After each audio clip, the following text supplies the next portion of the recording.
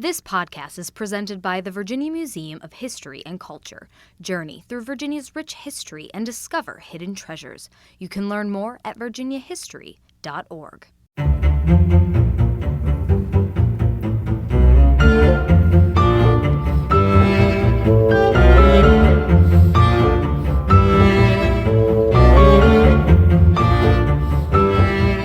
Welcome back to How We Got Here. I'm your host, Rachel DePompa, an investigative reporter with the NBC affiliate WWBT in Richmond. If you are new to How We Got Here, start with episode 1 and binge. This week, we are turning back the clock on July 1st through July 7th. We're going to pick up right where we left off in episode 4, the end of the 7 Days Battles. The Union Army, led by George B. McClellan, was retreating after the devastation at Gaines's Mill, and the Confederate Army, led by Robert E. Lee, was right on their heels. We find ourselves in Henrico County, southeast of Richmond, as the sun rises on the first day of July. Malvern Hill is July 1st, 1862. You've got the Federals backed up to the James River, but they've selected a very strong position. When we say Malvern Hill, if you haven't been out there, you might be imagining a long slope that the Confederates are going to have to ascend to give the Federals. That's not the case. Think of a plateau with a hillside on each side and really one avenue of approach right up the gut. So you can put cannon right across that plateau, and anybody that wants to get at you has to come right into those guns. We cannot get enough of historian Mike Gorman. We keep bringing him back because he's such a fantastic storyteller. We recorded this interview outside, near the fields where the 7 Days Battles erupted. July 1st, 1862, Robert E. Lee was focused on destroying McClellan and his army, what would have been a crushing blow to the Union. Now, what Lee had in his mind, he is upset, by the way, after Glendale. That's one of the final battles we told you about last week in episode 4. One of the Confederate generals, D.H. Hill, went up to General Lee and asked him, do you think McClellan is going to get away? And Lee turned on him and snapped. He said, yes, he will get away because I can't get my orders carried out. And that shows you where he is. Who's he talking about there? Jackson. Stonewall Jackson had not performed the way Lee needed him to in the days prior. But after the angry outburst, Lee's attention turns to the daunting task ahead of him at Malvern Hill. His idea for the next day involved a fairly elaborate plan again that was going to converge artillery fire on the Union gun line. So Lee wanted to establish these gun parks that would then break up the Union line. And when that had been successful, then he wanted to launch an infantry attack. Basically a collection of artillery to focus the firepower on a specific spot. Simple enough, right? But it's 1862. And communicating on a battlefield wasn't as easy as it would be today. I'm paraphrasing here, but basically orders went out that said just that, and that General Armistead, who is in best position to observe the effect of the fire, will, when he thinks it's time, advance with a yell. Remember that name, Armistead. It'll come back later on. And the orders to the other commanders were do likewise. So authority for launching this attack falls on the shoulders of a brigadier general who's never been in serious combat. He's supposed to look out and judge when the artillery has taken effect and then advance with a yell. Are you going to be able to hear that in a battle? Come on. But Mike Gorman says there was a problem, and it had nothing to do with the rebel yell. Remember Lee's gun parks that he wanted to focus fire on a specific spot? Instead of unleashing all the artillery at once, the Army's head of artillery was letting them go one battery at a time. A battery is a smaller version of a gun park, but not what Lee had in mind. So you can imagine the ridiculous scene of there are 40 Union gun up there, and here comes one battery into a field. Every one of those 40 guns is now making it their personal mission to destroy that Confederate battery, which they do. So these gun parks that Lee wanted to establish never got off the ground. There were probably never more than 2 or 3 Confederate guns firing at any given time. The problem is there were supposed to be 50. It's pretty obvious. This plan isn't going to work. So what does Robert E. Lee do? Well, he cancels the plan and sends out orders saying so. He rides about 2 miles away to try to find a way to flank McClellan and his army. But guess what? Problem. All the commanders on the field knew that this had been canceled. One of them had gotten lost and wasn't on the field to see this. His name was Magruder. Oh, Magruder, I think you can see where this is going. And he looks out and he sees what he thinks to mean, I've arrived just in the nick of time. You can see some Confederate guns firing. Okay, you can actually look up on the hill and you can see Union soldiers falling back a little bit. And you can see Confederates in the field, and they seem to be yelling. And so he sends a letter to General Lee. Says, I've arrived on the field. Armistead is advancing. He was not advancing. Magruder just thought so. Now, when Lee got this, imagine the weirdness. What? Armistead is advancing? Are you serious? So he writes back. Remember, he's not even on the field now. He writes back, support Armistead. And so all of a sudden now Lee, about 2 miles away, starts to hear the sounds of real battle erupting from Malvern Hill and rides back to find Magruder's men in the field actively assaulting, other Confederate divisions joining him to support him, and a battle has literally started out of his control. And at this point, he has no choice but to order everybody into the pool. We're going to try to do something. Remember the layout of the battlefield at Malvern Hill? The Confederates were in a vulnerable position here, and the Union was just taking advantage of it. So the men that are attacking there at Malvern Hill are just getting mowed down by cannon and small arms fire. And you can just imagine the horror as they're moving forward and seeing, their men just fall down in ranks. They're actually moving forward to a low spot where they're going to throw themselves on the ground and sleep there for the rest of the night. But they're completely beaten. It was a resounding victory for the Federals. And you can imagine, too, meeting with other generals that night and slapping each other on the back and being like, we've got him. And tomorrow we're going to go forward and we're going to win this war. But as we all know, the Civil War did not end in July of 1862. And there's a reason why. McClellan orders them to fall back. But unlike McClellan's decision to not go after Richmond when it was exposed earlier that week, he thought he had a reason to fall back this time.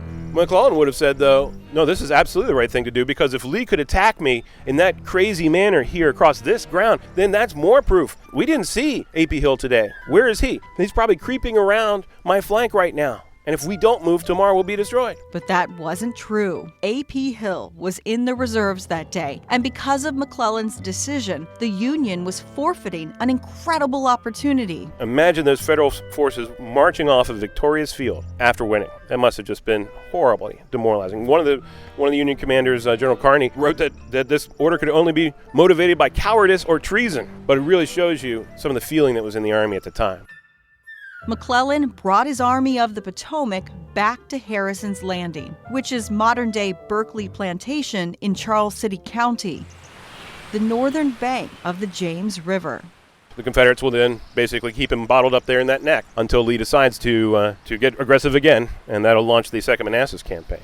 It's worth noting that 4 months after Malvern Hill, President Abraham Lincoln removed George B. McClellan from commanding the Army of the Potomac. And a year to the day after Malvern Hill, July 1st, 1863, the Battle of Gettysburg. If we think back to Episode 4, the new general of the Confederate Army, Robert E. Lee, took a huge gamble, leaving the door to Richmond swinging open. But the Union did not take advantage, moving south instead to the safety of the James River. July 1st, 1862, the end of the 7 days' battles, all bloody affairs, right on Richmond's doorstep.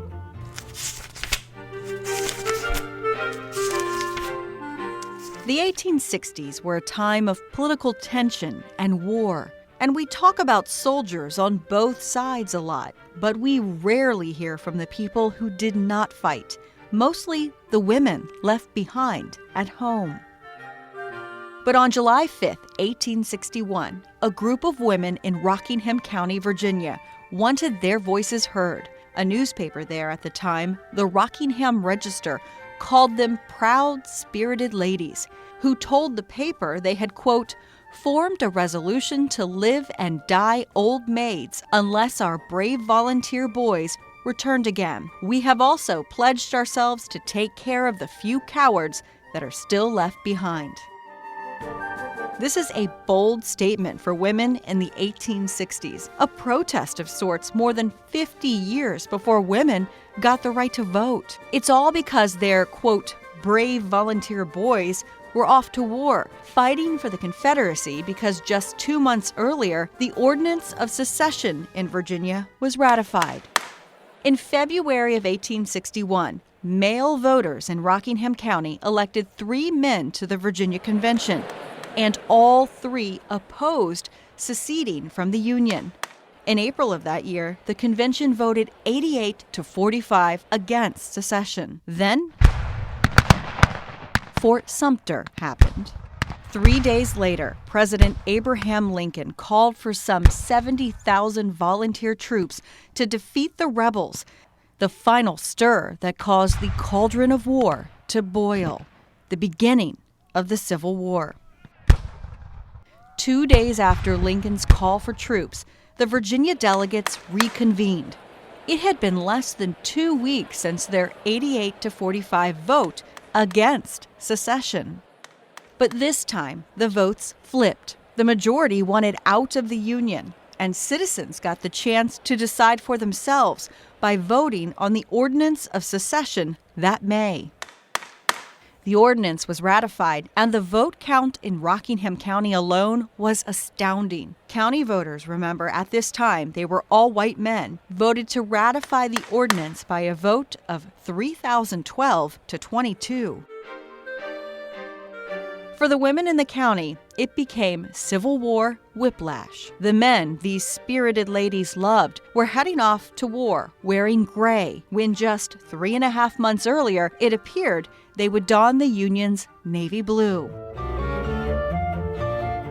We can assume many of those spouses became widows, but based on the bold statement to the local newspaper on July 5, 1861, we can be sure women in the Dry River District of Rockingham County in the Shenandoah Valley stuck to their resolution, living out their days proud of the men who never came home.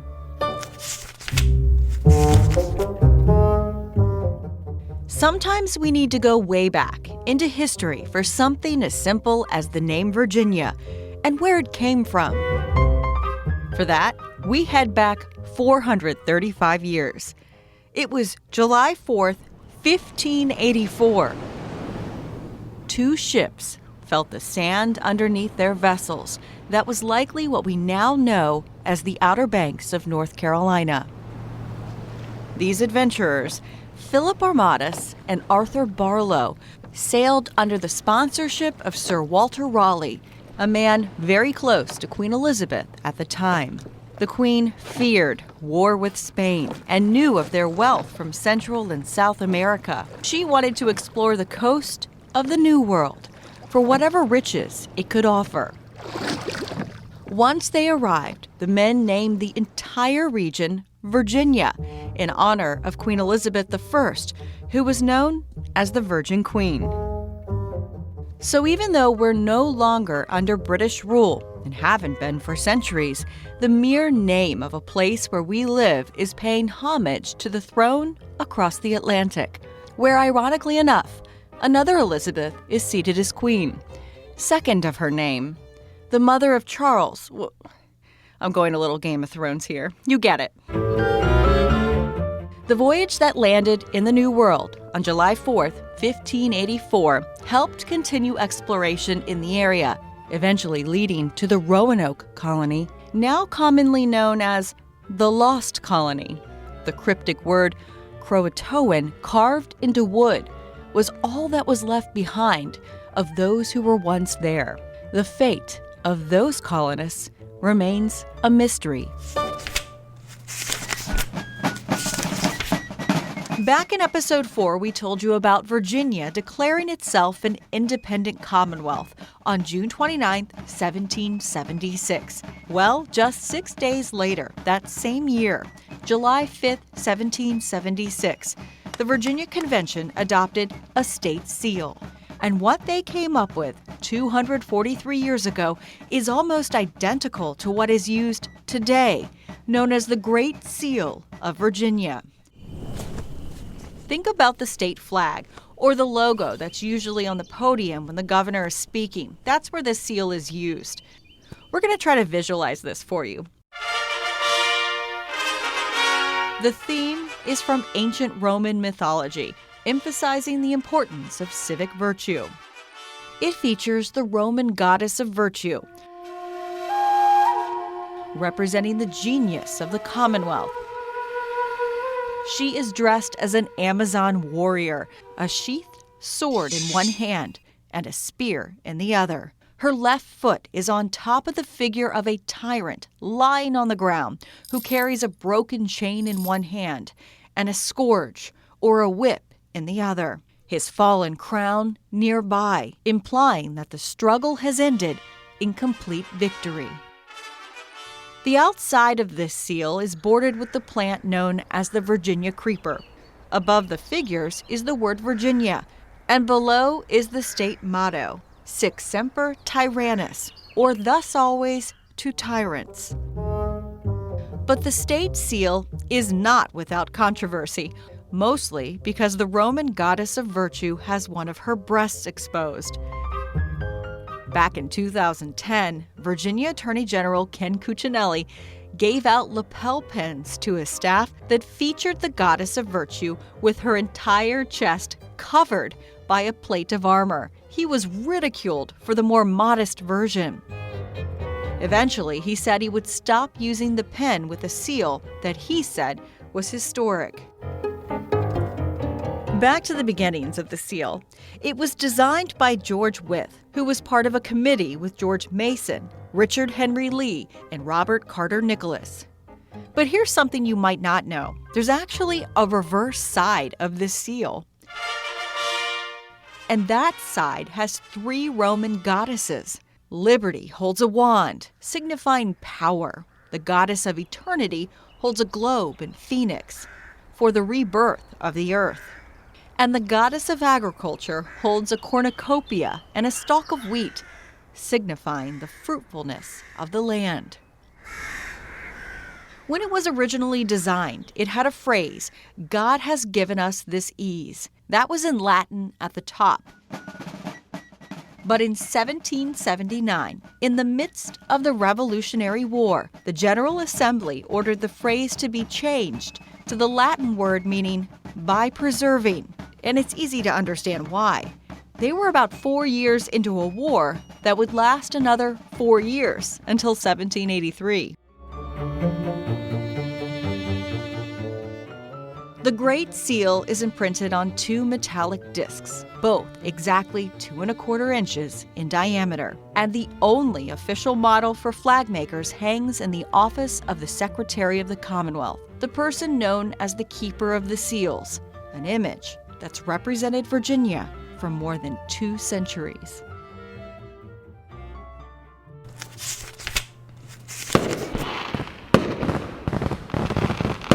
If you thought we were going to do a whole episode on the week of July 1st without mentioning the nation's birthday on July 4th, think again. But this won't be a segment on grilling and fireworks. July 4th was a deadly day for former U.S. presidents, including 3 of the first 5 elected to office. Take a trip west on Interstate 64 from Richmond. Just before you get to Charlottesville, you'll see signs for Thomas Jefferson's Monticello. It was at his iconic home where on July 4th, 1826, the founding father died at the age of 83. There's a lot going on in Jefferson's final days. He had, for the most part, been very healthy through his older years. He was known for, continuing to be out and about around the plantation on horseback. That's Steve Light. He's the manager of house tours at Monticello. He's been there for more than 5 years, and he's the one teaching the interpreters who give tours to the public. He brings us this incredible glimpse into the final days of Jefferson. In 1825, he was severely ill for a time. And in June of 1826, his strength really begins to fail him. And he's, from that point on, really kind of remained bedridden for those last few weeks of his life. Known for his intellect and wit, it seems that even though Jefferson's body was failing him, his mind never faltered. One of his grandsons, Thomas Jefferson Randolph, talks about his mind remaining very sharp, though. He says his mind was always clear, it never wandered. And during those final days, there were few visitors apart from family. One of them was Henry Lee from another famous Virginia family who was visiting Monticello because he was working on editing his father's book about the Revolution. Though the family tried to keep Henry Lee from seeing Jefferson because his health was so poor, Jefferson insisted on letting him in. And Henry Lee leaves us this account about Jefferson, and this is in late June. And he says, quote, he alluded to the probability of death as a man would the prospect of being caught in a passing shower. So Jefferson's mind is pretty clear, and he's clearly kind of, at this point in his life, not really afraid of death and knows that it's approaching.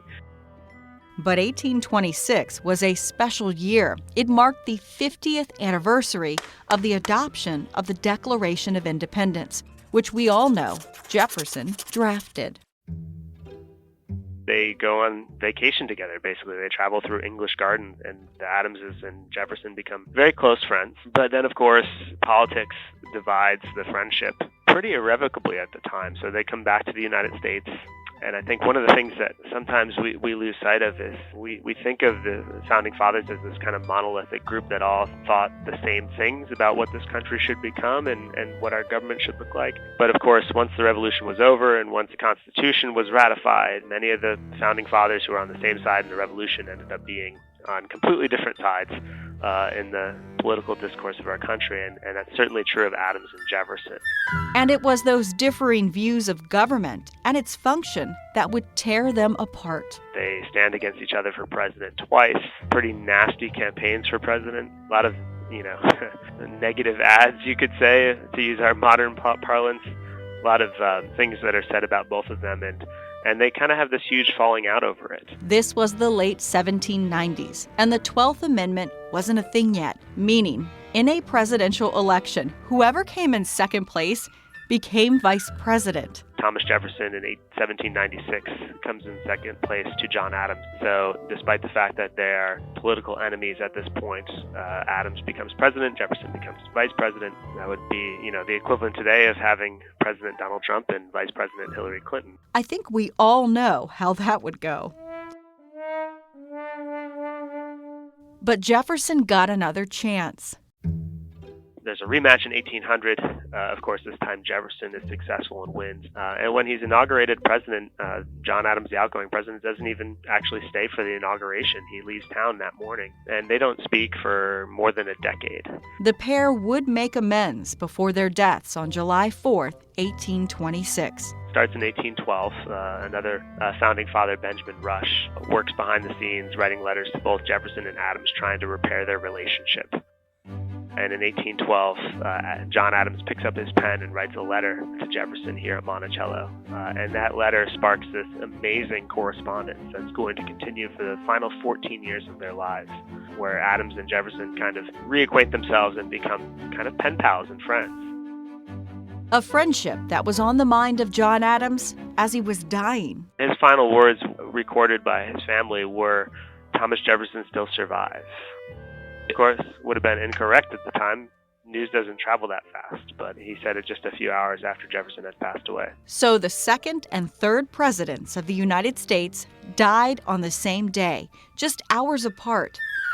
But fate, destiny, whatever you want to call it, wasn't done yet. Just a few years later, of course, James Monroe, the fifth president of the United States, also ends up dying on July 4th. It was the nation's birthday, 5 years after Jefferson and Adams' deaths. July 4th, 1831.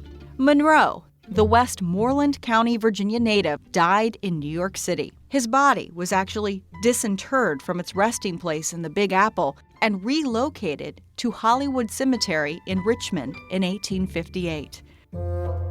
So the second, third, and fifth presidents died on the same day. What about the nation's fourth leader? I have to think that James Madison, as the 4th of July approached every year, was probably nervous. He dies at the end of June. June 28th, 1836, to be exact. 6 days shy. story is told that his doctor offered him medicine to allow him to last to the 4th of July, which he declined. So as you celebrate the nation's birthday on July 4th this year, take a moment between your next burger or beer to remember those early presidents who helped build what we now call the United States. 3 of the first 5 taking their final breath on the same day we celebrate our independence. This podcast is recorded by WWBT NBC 12 in Richmond, Virginia. Thank you, Digital Director Kate Albright, for these spirited audio mixes, and Executive Producer Colton Weekly, who wishes he was Mike Gorman's best friend. Speaking of Mike, thank you for the enthusiastic storytelling, as well as to Steve Light from Monticello. There's a 4th of July celebration and naturalization ceremony every year at Monticello. You should check it out. Next week on episode 6. I couldn't have had a better role model at 9 years of age. I couldn't have had a better role model at 49 years of age. An athlete on the court. A civil rights hero off. That relationship lasted right up to the day that he died. The life and legacy of Arthur Ashe. Also, the funeral of a larger-than-life Chief Justice of the U.S. Supreme Court. Then we say, VCU, get your asphalt off our people. And a look back at the battle to uncover a slave burial ground in Richmond. For Richmond, race has been a traumatic experience. And 3 soldiers killed in a tank during World War II, finally honored. We will not forget, and we will never forget those sacrifices. If you like this podcast, please support local journalism. You can find stories like this from a little more recent history at NBC12.com. And if you don't mind, rate and review us so others will find us. If you have any questions or ideas, email us at howwegothere@NBC12.com. We'll be back in your life next Monday.